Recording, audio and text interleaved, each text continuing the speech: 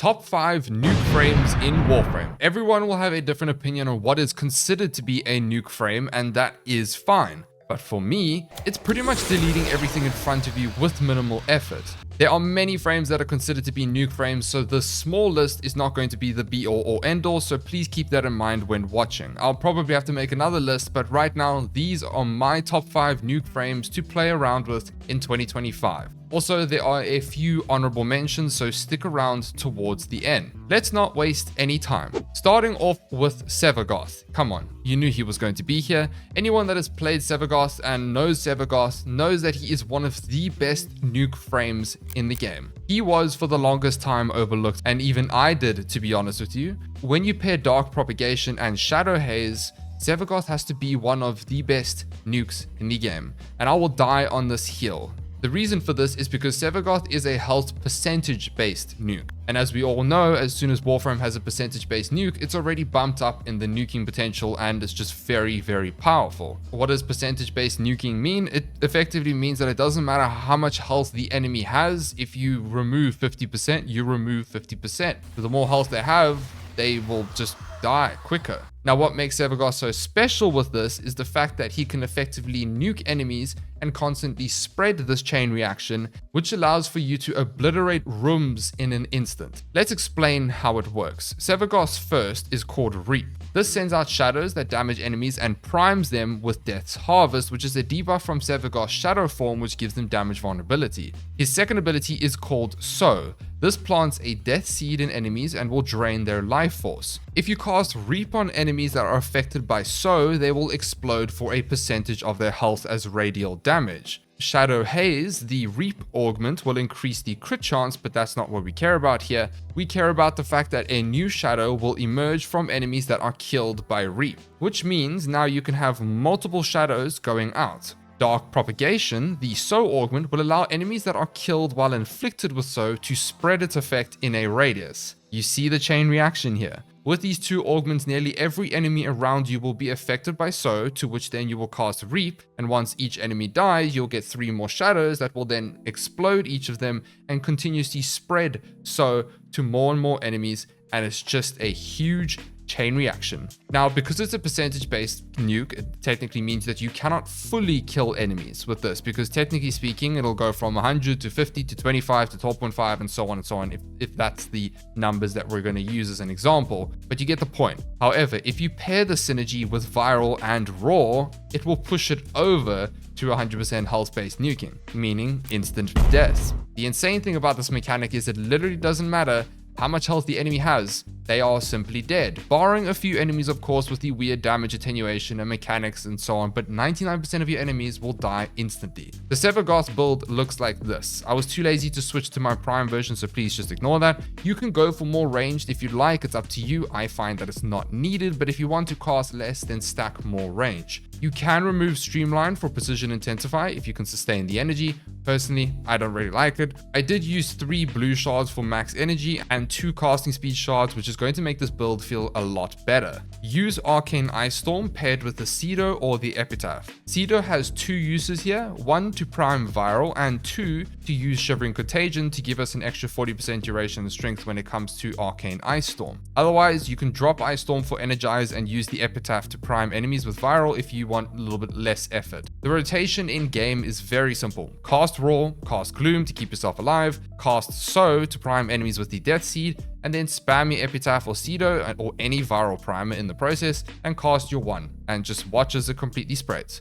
Rinse and repeat between casting 2 and 1 and priming them with Viral, and that's it. Just don't make the mistake that I do and press 1 then 2. It's the other way around. It is very fun and can scale to ridiculous levels. The only thing is you might struggle with much higher levels with survivability, but you can just mod accordingly. However, for base steel path, you should have no problem with Sevagoth at all, especially because you have Gloom. And for the most part, enemies will be dead before they see you. But do you want to know what's better than dead enemies? Surviving in the exclusion zone. I present to you Stealthcraft X. Stealthcraft is a hardcore PvPvE extraction shooter set in an open world where every mission is unique and risky. Survive in a vast exclusion zone map where you will need to complete random quests, random world events, and fight amongst and against real stalker players. It's entirely up to you to be sneaky or go guns blazing. Stealthcraft is a high-risk extraction shooter. Whatever you find and grab, you better leave and not die. If you do die, you lose all the loot that you found. However, you get to keep what you had equipped,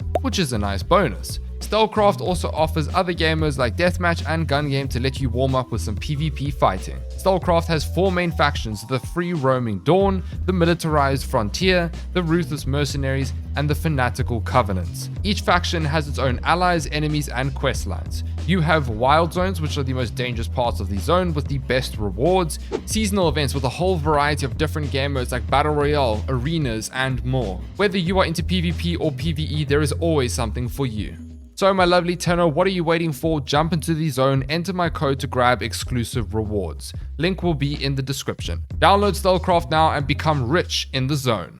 Moving on to Nezha. Okay, so I'll be honest here, I was never the biggest fan of Nezha, but I happened to pass by Kai's video on Nezha with pyrotechnics, and because of this video, I decided to give it a go myself, and oh wow. I have to admit, it is a disgusting nuke, like way better than I initially thought. Please go and check out Kai's video where he explains the synergy a bit more in depth and everything, and will explain other ways to make it even more powerful. So why Nezha and what makes him such a great nuke? It's because of Divine Retribution, the augment for his 4th, that allows status effects to spread to all speared or impaled enemies, and these spears will explode when the ability runs out or you recast it to slam them on the floor. When you do so, you will scale the status effects by 1.5 times of the remaining slash, toxin, and heat at a 14-meter base. Like Kai said in his video, it's a weird way of explaining it in an augment, but basically in simple terms, pick up an enemy, apply one of those elements or status effects, slam again, and those status effects will be amplified in 1 instance of damage depending on your strength, which in itself is quite insane and allows you to reach millions of status damage. But remember, what makes it even better is the fact that it affects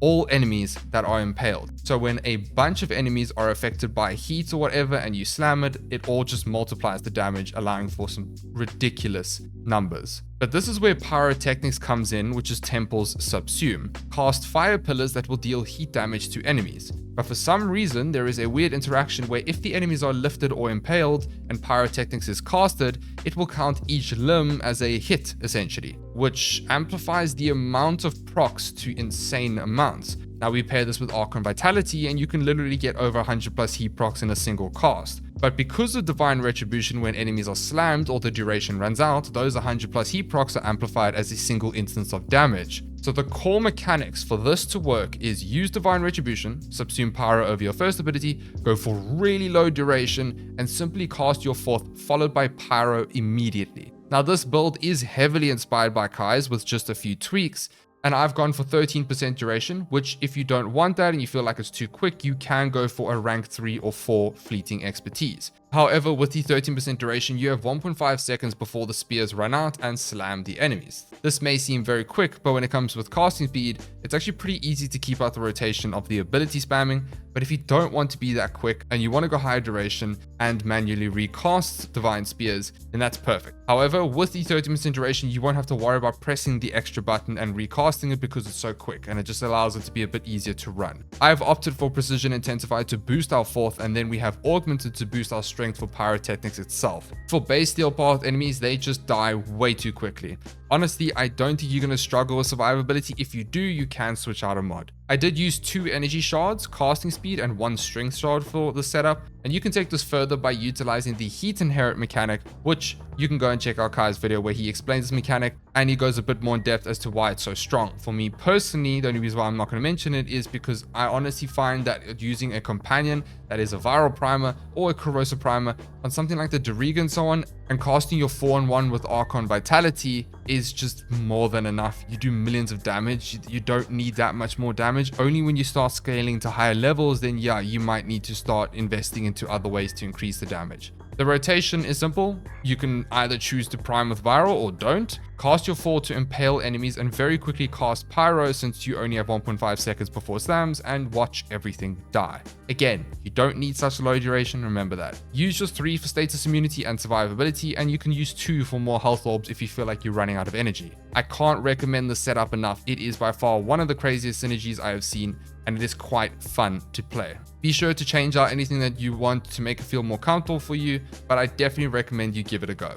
Up next is Garuda. I have just made a video on Garuda, and wow, this frame has surprised me ever since I revisited her. Garuda is a fantastic nuke frame and is the easiest frame to hit damage cap with minimal effort. Garuda has Dread Mirror, which is her first ability. Leap onto an enemy, ripping 10% of their maximum health as damage stored. This can be increased with ability strength, and this will summon Dread Mirror. Dread Mirror will block all incoming damage and will feed all absorbed damage into Dread Heart, the floating bleeding heart above you. You can throw the bleeding heart by holding down the first ability, and for every second you hold down this ability, you will drain 50 energy per second, but you will also increase the damage stored at the time of casting by 100% every second. And then you simply get this right here. But that's not even all. If you prime enemies with your 4th ability, Seeking Talons, this will mark enemies, and enemies damaged by abilities and weapons will have a 100% chance to proc a slash proc. This means that if the enemy somehow managed to survive the millions of damage that you just yoinked at them with sonic speed, they will then bleed out from the fat juiced slash proc. Not to mention the infinite energy sustained from bloodletting. But we can take this one step further, which is something I didn't show in my Garuda guide even though I actually suggested it, and that is Nourish. Nourish actually affects the damage from Dread Heart and will make it sometimes do a viral proc instead, which simply amplifies the damage to ridiculous heights. Let me just show you this here. Yeah, you see what I mean? Big damage. Now imagine you start scaling to levels above 1000 and so on, you'll be hitting ridiculous amounts of damage. The build looks as follows. Subsume Nourish over your 2. Now the special thing about Nourish is it will actually amplify the energy gained from bloodletting. So running negative efficiency is literally no problem. Molt Reconstruct to regain our health, and we scale strength and range. And here we have the perfect nuke Garuda build that will quite literally melt everything. I would highly recommend running as many casting speed shards as you can fit, because it completely transforms how she plays and how she feels in missions. It is a lot better to play Garuda with casting speed. Also, another interesting thing that I learned from my comments of my Garuda guide is casting speed actually affects the speed at which the damage increases when holding down Dread Heart, which is something I wish I realized when I made the video, but we live and we learn, I guess. One added thing I can say about Garuda that does make her special is her first ability will instantly kill enemies below 40% health. This is particularly useful against tougher targets like the Babao Eximus units and other Eximus targets, but not demolishes. I tried it, it doesn't work. Overall, Garuda is just a lot of fun to play with a lot of casting speed and Nourish. If you want to check out the full guide where I go over her kit in detail, then check out the video. But again, I did not show the Nourish build because I did mention it, but I hadn't tested it properly before the video. So even though I regret it, just know that the Nourish build is not going to be in that video, it's going to be in this video. Trust me, try Garuda, you will not regret it. If you're enjoying the list so far, could you smash that like button? It really helps me out. Thank you. Moving on to Voruna. Okay, so I've also just made a video on Voruna, and let me tell you something. Was I pleasantly surprised when revisiting this frame? She has always been good since release, but what makes her even more overpowered is her augment Prey of Dinar. Voruna's second ability is called Fangs of Raksh. Leap on an enemy and apply 5 randomized status effects at 10 stacks a pop. You can recast it to apply it more than once. When said enemy dies and is still affected by those status effects, the original 5 status effects applied on the first cast will then spread to other nearby enemies. Shroud of Dinar makes you go invisible. When you break the invisibility, you gain a melee buff. But that's not the main focus here for the nuking. Prey of Dinar, the augment for your first, allows an enemy to be marked by a glowing aura following the color of your energy color when you cast Shroud of Dinar and you are invisible. Said enemy that is marked and glowing will receive damage vulnerability, and when you use Fangs of Raksh to apply status effects, it will then increase the spread of her second by 150%. But this range bonus is multiplicative to your modded ability range. This means we can easily get over 30 meters of status spreading if you wanted to mod that far. You can also fully utilize the original 5 status spread by quickly pouncing on multiple enemies nearby.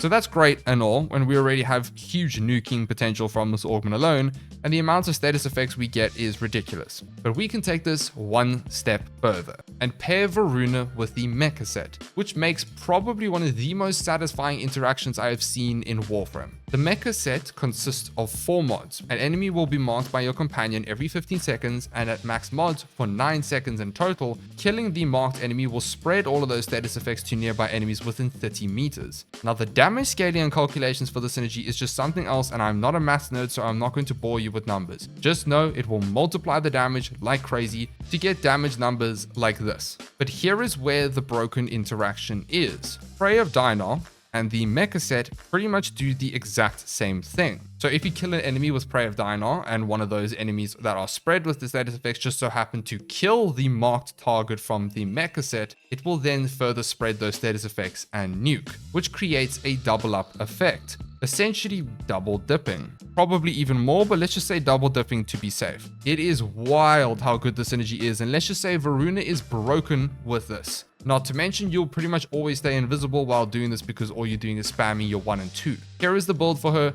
Subsume Raw over her 4. Voruna is one of the only frames that can utilize Arcane Ice Storm and Arcane Impetus at max stacks comfortably. So this means from our Arcanes alone, we gain 40% duration and strength and 76% strength with 39% efficiency. I run 2 casting speed shards, you can go more, 1 blast shard that regenerates shield on blast kill, which helps for survivability, and 2 blue for max energy, which is needed for this build. Yeah, she is very strong with this one and can hit some ridiculous KPM with this setup. Trust me, give it a go if you have Voruna. Finally, let's move on to Gara. Gara is the epitome of remove that cardinal direction. After the Exalted rework, Gara is a lot better in terms of her ease of use, and we get to use melee afflictions on her Exalted weapon as well. There are 2 ways to nuke with Gara. Well, they're actually the same, but you can focus on either one. Stack up her damage from her second ability, or use her 1 to swipe enemies away. This is my personal favorite, and this is going to be my focus for the setup that I'm about to show. Although I will say Gara literally has aura, and I'm not lying, like her second ability just walks by enemies and they simply just die. Like, it's crazy. The reason I prefer swiping with her first ability, Shattered Lash, is simply because it's just easier and better, but she fears one thing, and one thing only. Shit, okay, that was 2 things, but you get my point, which is why I like swiping. But there is also a downside to this. Gara fears elevated targets. It's just literally how it works mechanically. Shattered Lash has 2 versions, a tap and a hold function. One sends out a piercing lance and the other swipes across the screen, deleting everything. Mod gas and stack as much damage from Shattered Lash, the exalted moddable weapon, and use afflictions to create more stacks. And we simply delete everything. Gara also has the new-ish ability combo counter, up to 12x combo that scales the damage even more, which is also broken. In a click of a button, you delete everything with pretty much minimal effort, and you can stack casting speed to speed this up if you'd like. This is what the build looks like for her. We can use Arcane Fury to scale Shattered Lash's damage since it counts as melee damage. Subsume Nourish over R3 for energy sustain, and Viral paired with the innate slash and modded gas on Shattered Lash. I would also suggest inverting the tap and hold function for Gara in the settings if you want to focus on the tapping instead of just holding each time to swipe. The other method is building up her Splintered Storm damage and then spamming your 4th ability to then break it with your 1st. I will admit you can actually just merge them together, to be honest with you. She is just a nuke either way, so it's up to you. Personally, I just prefer swiping everything. It's funnier. She's also semi-tanky with her second ability providing damage reduction, which is great. If you are a fan of Gara, you cannot go wrong with this, and she is quite fun to play, I'll be honest. Now we move on to quick honorable mentions. First honorable mention is the one and only Chongus Khan Grendel himself, paired with the Gastro Augment. This allows you to do a ton of gas procs and allows you to skip enemies. This melts enemies. It is so satisfying, and you armor strip them as well. You can also utilize Raw to increase the damage too. And here is the build that I run. Please give him a go. It is so much fun to play Grendel with the Gastro Augment. If you want a full explanation, I did make a video on him if you want to go and check that out. Next up is Equinox. Equinox is a fantastic nuke frame that just requires a little bit of a learning curve. For this build, we use the energy transfer setup and use maim and nuke everything around us when we stack up some damage. A lot of fun. I would recommend checking out a guide on Equinox if you find Equinox to be a little bit confusing. And finally, Saren. She would have been on this list, and make no mistake, Saren is definitely up there as one of the best nukes. I'm not disputing that at all. But when it comes to nuking with Saren and you're using her spores and so on, you technically kind of have to work for it, and it takes quite a while to ramp up, and it can be lost in an instant. Her nuking potential is still very good, but for her full nuking potential, in my opinion, comes when you start using weapons that will tie into her abilities that nuke everything, like so big acid shells or any melee influence build and so on, and just so much more. I have so many builds for Saren, but I'll just show my one raw gun buffing build that I use for her. Of course, you can change out the build to what you want. And that's the list. I honestly can make a part 2 if you'd like to see another top 5, but there are so many Warframes that can be considered a nuke frame, so this is not the be all or end all, remember that. Overall, sometimes it is fun to have a nuke frame to get some things done, or when you just don't feel like working and, or clicking a lot of buttons. And that's kind of the beauty of nuke frames, and also it's very handy for certain missions and things like that. So let me know in the comments below if you agree with me or don't agree with me. A huge thank you to our channel members. You guys are amazing. Thank you so much for your support. I really appreciate it. Okay, bye now. Enjoy destroying everything. Bye.